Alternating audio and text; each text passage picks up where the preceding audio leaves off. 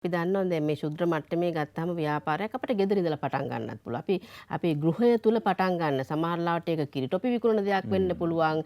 ඊටාම සුළුම ප්‍රමාණයේ තියෙන අවස්ථාවක් වෙන්න පුළුවන්. අපි මහා පරිමාණයේ ව්‍යාපාරයක් දක්වා යන ගමන. හැබැයි මේ කොයි දෙයකටත් විශේෂයෙන්ම අපි ඉස්සෙල්ලම දෙයක් පටන් ගන්නකොට සුළුවෙන් පටන් ගන්නකොට ව්‍යාපාර සැලසුම ඉතාම වැදගත්. මම හිතනවා මේ කෘතිය ඔබට කියවුවොත් එimhe දැනගන්න පුළුවන් කොච්චර වැදගත්කමක් තියෙනවද කියලා මේ ව්‍යාපාර සැලසුම. ඇත්තටම ආචාර්යතුමනි අපිට මේ වැරදුනෙත් මේ ව්‍යාපාර පිළිබඳවත් සැලසුමක් නැතිකමද කියලා හිතනවා. ඇත්තෙම වසන්ති ඔය අපි කළමනාකරණය උගන්වද්දී අපි පන්තිවල කියන දෙයක් තමයි මේ අපේ වගේ රටවල සැලසුම් කරණය කියන එක නිකන් නමට තියෙන දෙයක්. බොහෝ විට ඔබගේ ආයතනයටත් ඇති මේ කෝපරේට් ප්ලෑන් එකක් කියලා එකක්. එතකොට අපේ ආයතනවලටත් තියෙනවා කෝපරේට් ප්ලෑන්ස්. මම මේ නිකන් ඔබට දැනගැනීම. එතකොට කෝපරේට් ප්ලෑන් එක බොහෝ විට මේ පැත්තෙන් තියෙනවා. ඊට පස්සේ ඕගොල්ලෝ වෙන වැඩක් කරගෙන යනවා. ඊට පස්සේ අවුරුද්දේ අන්තිමට පාටියක් දානවා. දාලා කෝපරේට් ප්ලෑන් එකේ පර්ෆෝමන්ස් ටික රිවිව් කරනවා. ආයෙනවා තම තමුන්ට ඕන විදිහට වැඩ කරනවා. ඕක මේ මුළු රටේම ජාතියෙම තියෙන ප්‍රශ්නයක්.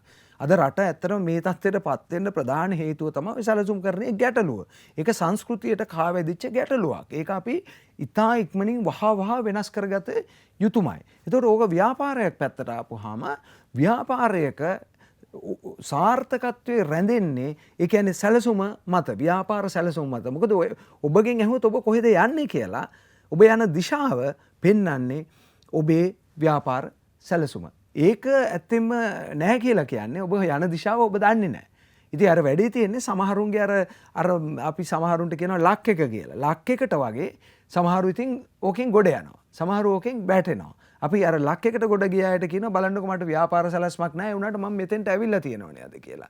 නමුත් ඒක නෙමෙයි ඇත්තෙන්ම ඔබට සාර්ථක ව්‍යාපාරිකයෙක් වෙන්න නම් ව්‍යාපාරයක් ඉදිරියට ගෙන යන්න නම් ව්‍යාපාරය දියුණුවෙන් දියුණුවට ඉදිරියට ගෙන යන්න නම් අනිවාර්යයෙන්ම එහි ව්‍යාපාර සැලැස්මක් අවශ්‍යයි. ඒ විතරක් නෙමෙයි.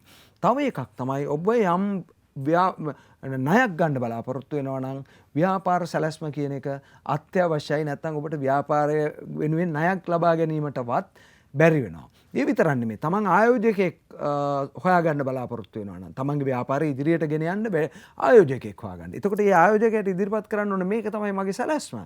ඔබ බලන්න. ඔබ බලලා මට ගාණක් කියන්න. ඒ ගාණ ඔබ මගේ ව්‍යාපාරයට ඇවිල්ලා ඉන්වෙස්ට් කරන්න කියලා කියන්න පුළුවන්. ඉතින් ඔය වගේ විශාල වැදගත්කමක් ව්‍යාපාර සැලැස්මක තියෙනවා. හැබැයි අභාග්‍ය සම්පන්න දේ තමයි රටට වගේම ව්‍යාපාර බොහෝමයක් මහා පරිමාණ ව්‍යාපාරات තියෙන ව්‍යාපාර සැලැස්මක් නැති. ඒක පුදුමයට කරුණ ඒක ලංකාවේ. ඒක විශාල පුදුමයට කාරණයක් මහා පරිමාණ ව්‍යාපාර තියෙනවා. හරියම ව්‍යාපාර සැලැස්මක් මේවා කරගත්තු නැති. ඉතින් ඒක නිසා ඒක බොහොම කනගාටුදායක කරුණක්. මම හිතන්නේ ඒක අපේ සංස්කෘතියත් එක්ක බද්ධ වෙච්ච කාරණයක්. ඒක වහාම වෙනස් කරගත යුතුයි කියන එක තමයි මගේ පෞද්ගලික මතය.